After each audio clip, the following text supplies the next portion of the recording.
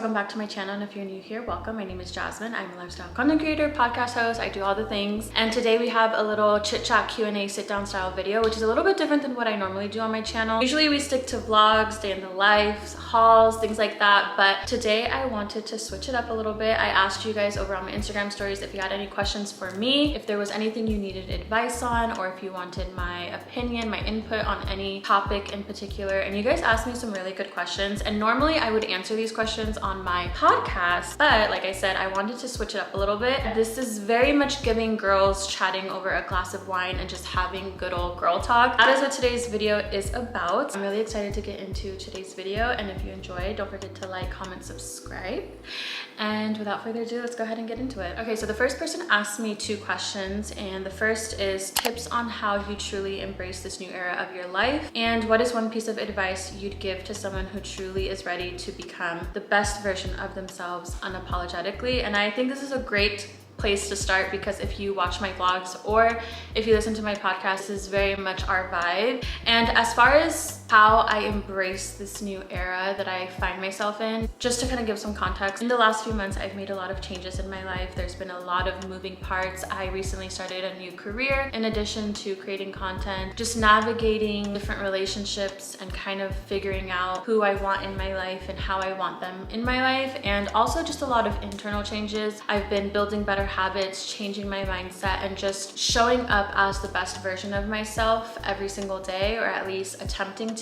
Also, I talked a little bit about this, I think, in my last vlog, how I just feel so focused and so determined to make my goals a reality. And as far as like what piece of advice I have for anyone who is also wanting to start this journey or really just double down on their personal development journey and really show up as the best version of themselves, I think for me, I just got to a point where I was so fed up and tired with myself, honestly. I knew that I had so much more potential and I just wasn't utilizing and tapping into that potential of mine. So what I will say for anyone who's wanting to unapologetically show up and become the best version of themselves, you have to really want it, and you have to make the decision that you're going to show up and do the things that you need to do, regardless if you feel like it, regardless of how difficult life might be, regardless of the obstacles. Because one thing about life is going to be lifing, okay? And you just have to be able to work through those obstacles, those struggles. There have been so many obstacles that have just come my way, even in the last 6 months alone, that has left me feeling very defeated. And it's okay to feel that way. It's okay to feel defeated, to feel frustrated, but you can't let that stop you from getting to where you're trying to go. The journey of becoming your best self, or creating your dream life, or whatever it is that you're trying to do, it is not going to be easy, okay? It is probably going to be anything but easy. And if you want something bad enough, you will get up no matter how many times you fall down, and you will keep going. And that's truly what's kept me going on my journey, no matter how frustrating life has been, or no matter how many obstacles I faced.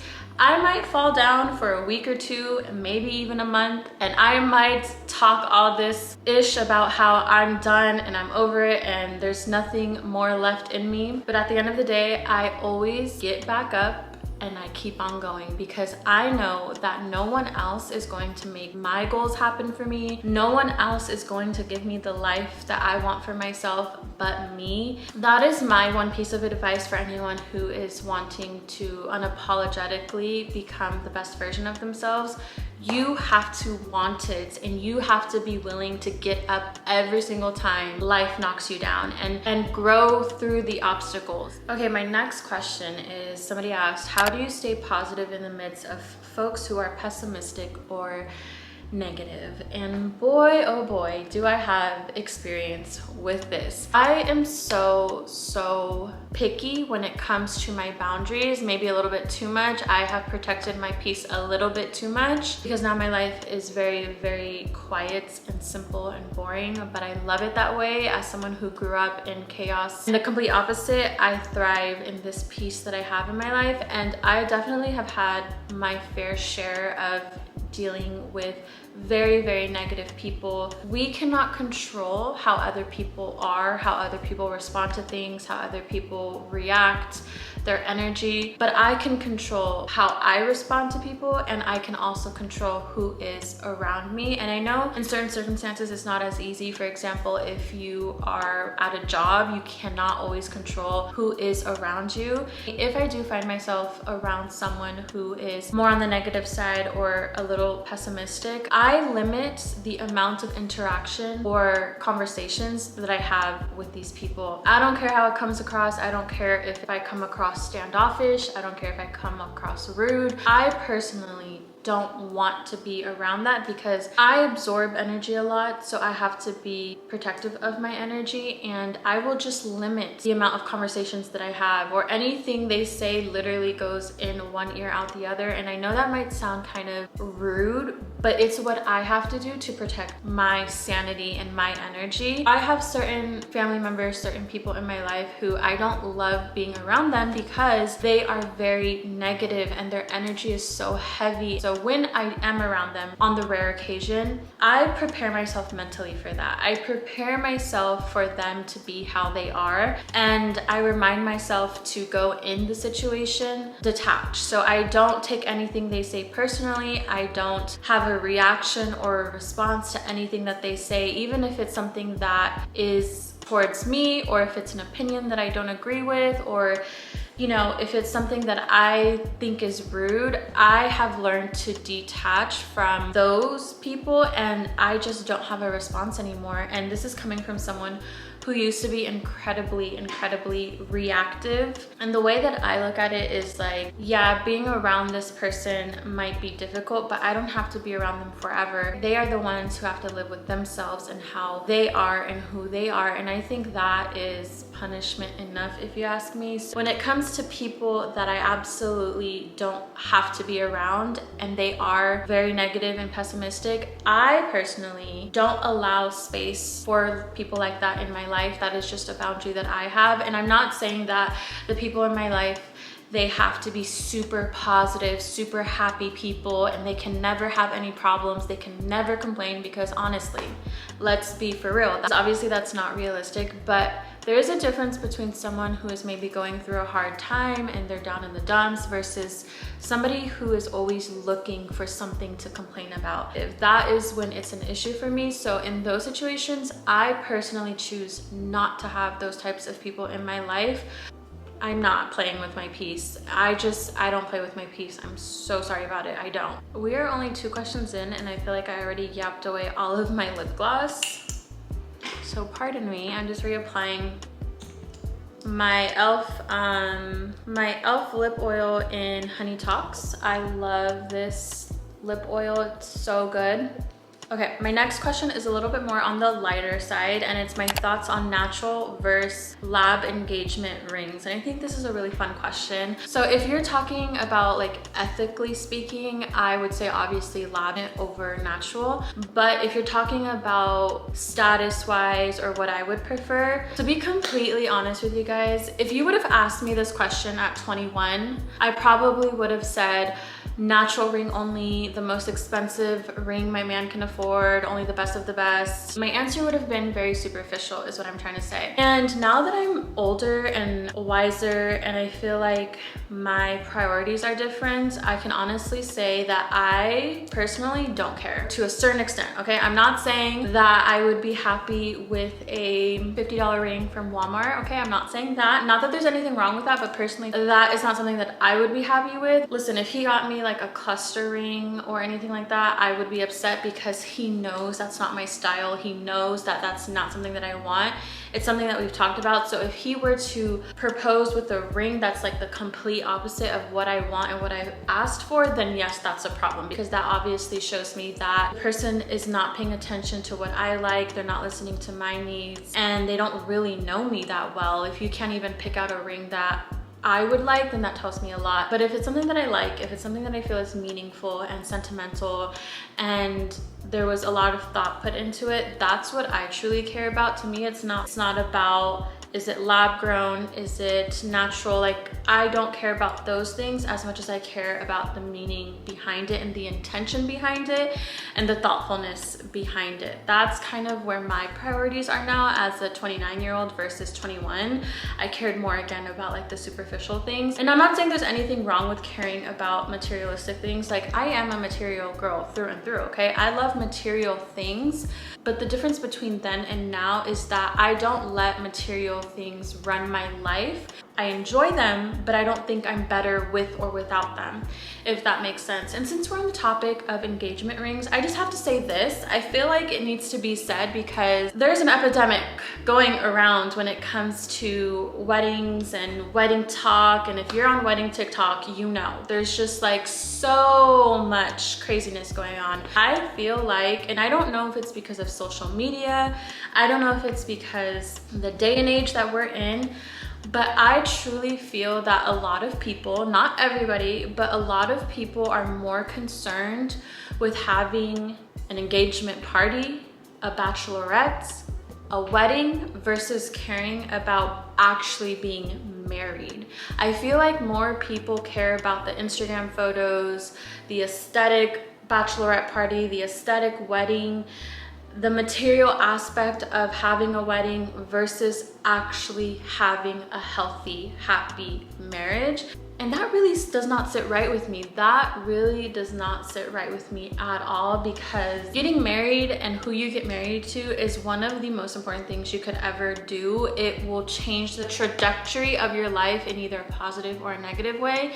And I feel like so many people are just rushing into being married that they're not even thinking about who they're marrying or how their life is going to change once they marry. Sorry y'all, my camera keeps overheating and it's messing with my train of thought, but I know I kind of went off on a tangent there. I was asked about my thoughts on lab grown engagement rings or natural, but I really just had to share my thoughts when it comes to weddings and all of that, because I feel like people are losing the plot. People are losing the plot. We also have some career questions. Somebody asked me if I have any advice on career direction / rejections in job search and how to survive your dead-end job in your late 20s while remaining inspired. If you guys are new here, I have had so many jobs before I became a coach, a content creator. I did all the things, okay? I was a waitress. I worked at a law firm. I worked at a property management company, at a school. I worked in retail. I worked in, what else? I worked at a yoga studio, which was probably like my favorite job that I've had. That was such a fun job. I did a lot of things, okay? And aside from the job at my yoga studio, I hated every single one of those soul-sucking jobs. Hated them.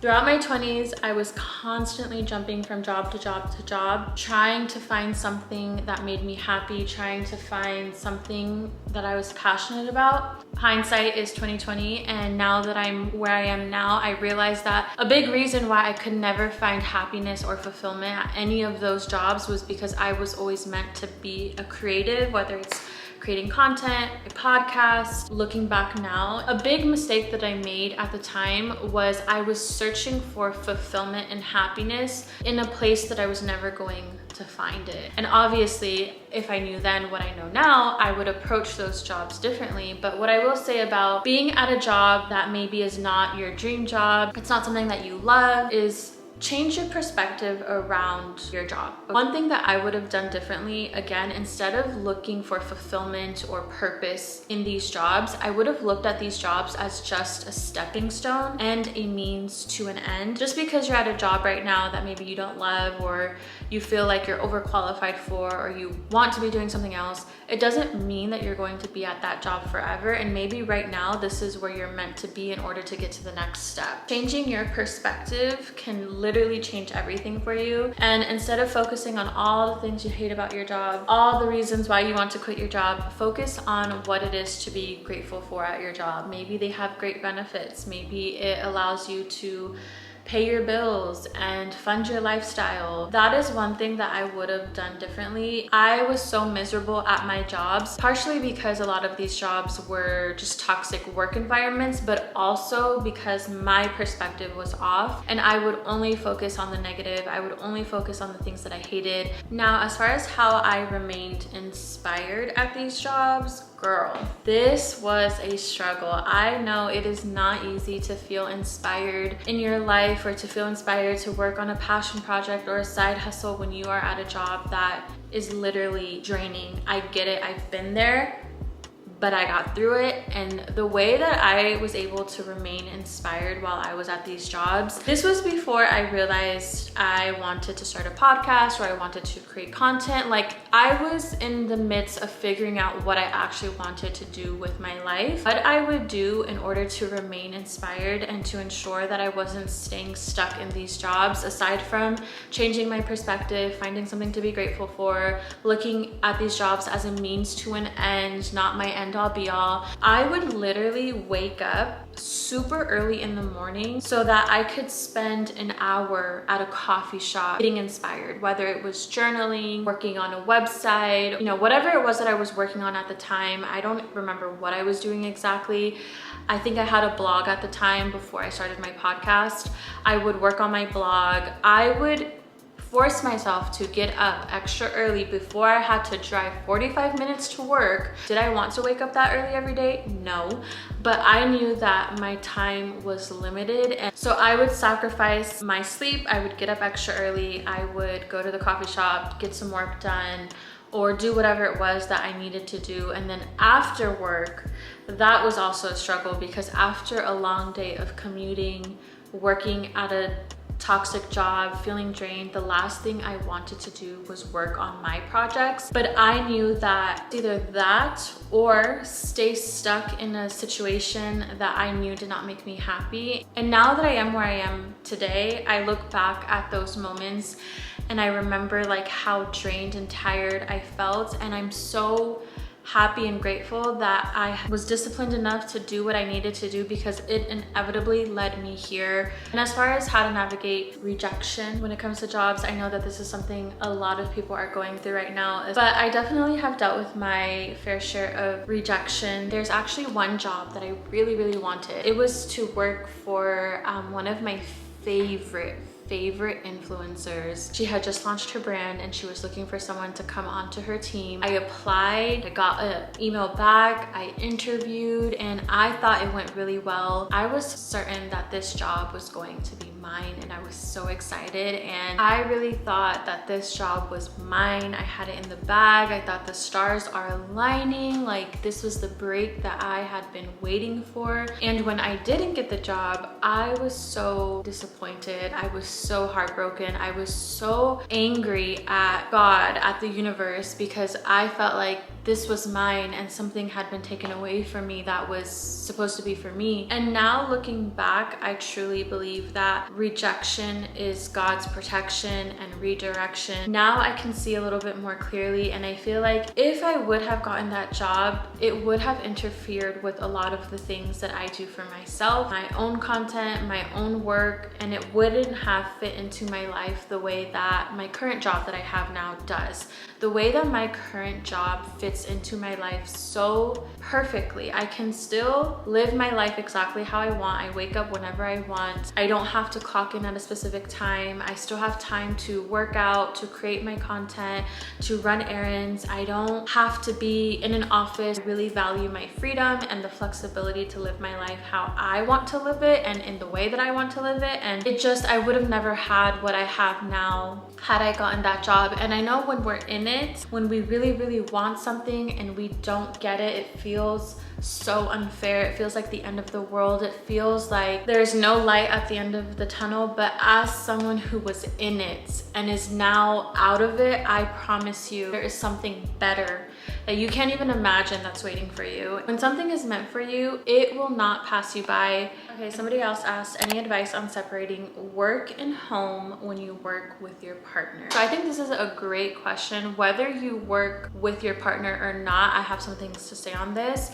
I personally don't work with my boyfriend. However, we work from home a lot. I work from home every day, and there are times when he works from home. He has a business that he runs, and a lot of it he'll do here at home. My piece of advice with this, and it's something that we're still working on within our relationship, is to have intentional quality time together where you guys are actually spending time together and it has nothing to do with work, okay? Because you can spend time together, but if all you're talking about is work and the business and what you need to do, that's not really intentional quality time. To me, that's like a business meeting. And then there are times when you can spend time together, but if you're just sitting around watching a movie or a show, don't get me wrong, I love doing that, but that also isn't quality time together. One thing I love about my relationship is that we're both very driven, very goal-oriented people, but sometimes we can get too caught up in our goals and our work things that it consumes our life. And I don't want a relationship that's just business and all seriousness. So what we have done is create intentional quality time where we're not talking about business and work, but we're also spending time together. So that can look like having dinner together and not using our phones and making sure our conversations are not work related or business related. It can be spending a day together out, whether it's going shopping to the coffee shop. It's really simple, but it takes being intentional and being consistent with it. And that is what I would say, start there, where you're being intentional about spending time together and you're not gonna worry about work, business, chores, the to-do list, and you just focus on enjoying one another, enjoying each other's company, having fun, maybe trying a new activity together that you guys haven't done. That's definitely something that I'm working on, and I think a lot of people can relate to, whether you work with your partner or not. I think a lot of times, especially if you've been with someone for a while, you get stuck in the mundane life things like running errands, going to the grocery store, doing the house chores, that we get like stuck in autopilot, and it's really important to make that time. I think we have 2 more questions left and we can wrap up. Yes? Oh my goodness.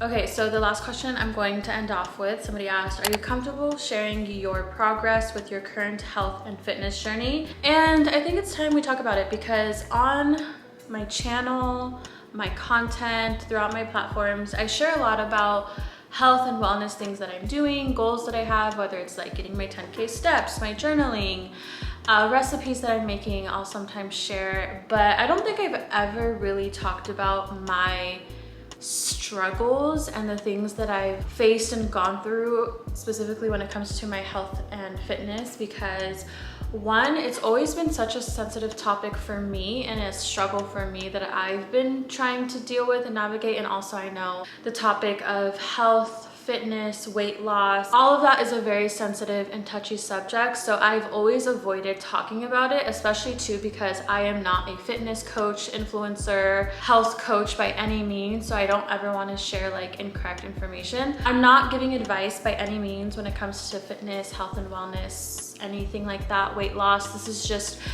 my experience, my journey, and the things that I've done that has been helpful. But before I share my progress or things that I've done throughout my journey, I feel like it's only right to kind of go back a little bit to the beginning and to like really share the things that I've struggled with. And it's actually crazy, like I said, I've never really touched on my fitness and health struggles, and it's been a huge part of my life.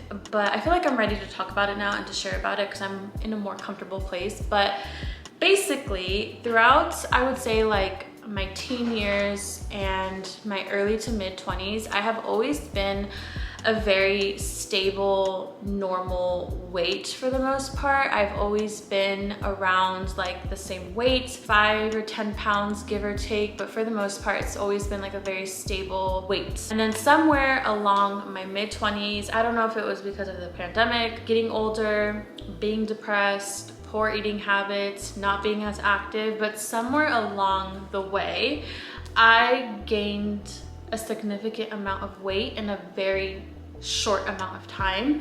So like I said, For most of my teenage years, my early 20s, I was always give or take within the same weight range, the same size. And then within like the last 2-3 years, I have gained a significant amount of weight. And I think towards the end of last year, I was the heaviest that I had ever been in my entire life ever. I've never really talked about it because one, it was a harsh realization for me, but also it was a huge insecurity of mine. And I also didn't want to talk about it until I figured out a way to do something about it, because for the last few years that I've gained this weight, I have been trying different things to get my weight at a place where I'm comfortable with it being. Up until recently, I have struggled so much with it. The last few years, the last 2 years, I have been such a terrible place when it comes to my fitness and just overall well-being. Like you guys know, I got off birth control and my skin was a mess. My hormones were all over the place. My hair was falling out like significantly. My weight was constantly going up or staying the same, and I could not lose weight no matter how much I worked out, no matter what I did. All of that was going on, and it caused a lot of issues for me. Obviously, I felt really insecure. I felt down. I felt depressed. I didn't want to create content. I didn't want to film. I didn't want to be on camera because I did not like the way that I looked. I did not like how my skin looked. I just did not like how I felt, and I did not want to go out. I didn't want to socialize. And during this time, I was actually invited to my first ever influencer event, and I was so close to not going to that, you guys, because I was feeling so insecure and down about my skin, my weight, and everything. But I did end up going to that, which I'm so glad that I did because I had the best time. But it was in that moment that I realized, okay, something has to change, something has got to give, because I can't continue feeling this way, living life this way, letting the way that I feel about myself stop me from experiencing things that I want to experience. And that's when I really tried to figure out what I needed to do, what I was doing wrong, because obviously I was doing something wrong. And honestly, the biggest thing for me that I've struggled with, and I realize is a big reason why I wasn't seeing the results that I wanted to see, was because I was not aware of how many calories I was actually consuming in a day. And this comes from just lack of knowledge, and also the way that I grew up eating. Coming from a Hispanic household, we were not forced, but we were encouraged to eat everything on our plate, even if we were full. It was kind of frowned upon to not eat everything on your plate. And that, in combination of not really being aware of how many calories I was consuming, played a huge role as to why I wasn't losing weight, why I kept gaining weight. And ever since I became aware of my calorie intake and have been more mindful of my calories, I don't track calories religiously, but I am more aware of how many calories I am consuming, and that has made the biggest difference. And in the last few months, I have officially lost 10 pounds. And I know 10 pounds might not seem like a large amount or like a big deal, but coming from someone who could not lose a pound, who kept gaining weight, maintaining weight, and who has not seen the scale go down, losing 10 pounds is such a huge win for me. And I feel so just good about myself. And to me, it honestly isn't about the weight anymore. Before, I was concerned about like the number on the scale, but ever since I have made this a lifestyle change, and that's really what it is, it's just changing my habits, my lifestyle, educating myself more on all things fitness, nutrition. Of course, I still have a long ways to go, but now I'm just more concerned about how I feel each day, and I'm more aware of how certain foods make my body feel. I have a better understanding of my hunger cues, and by that, I've been able to see results. Again, I'm not a fitness guru, influencer, coach by any means. I don't have all the knowledge. I'm still learning on my journey. I'm still in the very much in the beginning stages of learning when it comes to like fitness, health, wellness. But this is the first time that I've actually started to see progress. It feels really good after a few years of struggling and being down. And gosh, the last two years, pretty much ever since I've been here in Arizona, it's been a struggle, and to finally be seeing progress is just so amazing. And all I can say is that the more you educate yourself on all things health and wellness, the more you can help yourself. The reason why I was struggling is because I had no clue what I was doing, what I was consuming. And as soon as I started educating myself, I made the changes little by little. It wasn't like a huge lifestyle change for me. It was subtle changes in the way that I made things and being more aware of portion control and actually listening to my body. And it wasn't this overnight thing. It's been a journey, and I can't even lie, like the first few weeks when I started counting my calories a little bit more, those few weeks were hard. It was so hard because I was not used to eating that way. It felt very overwhelming at first. Yeah, it's definitely been a journey, and it's all about making small, subtle lifestyle changes at the end of the day. You don't have to figure it out overnight. I don't recommend trying to change your entire life and your habits overnight. Also, I know everyone is different, and there might be other health concerns or reasons why you struggle with weight or your health or just overall wellness. So I definitely take that into consideration. But the biggest thing for me has just been letting go of being so concerned about a certain weight number and just making it a lifestyle and focusing more on how I feel each day. That is when the weight started coming off. So yeah, that's been my journey so far. I've been struggling for a while, but we're finally seeing some progress, making these lifestyle changes. My skin is clearing up, the weight is coming off, my hair is healthy once again. I feel better, most importantly. Girl, I was going through it the last few years, okay? It was rough. It was rough, I can't even lie. But we're making these lifestyle changes, we're feeling better, we're building better habits. Weight aside and all that, I feel good on the inside, which is what's most important to me. But yeah, that's been my journey so far. Anyways, you guys, that wraps up today's little chit chat girl talk Q&A. I think I want to keep doing this at least like once a month or every once in a while. I like the vibe of just sitting down, chatting, you know, and just having these conversations. I think they're needed and necessary. I hope that you enjoyed once again. I'm gonna go ahead and end this video here because my camera's about to die. It is hot, I have to make some dinner. So I'll see you all in the next one.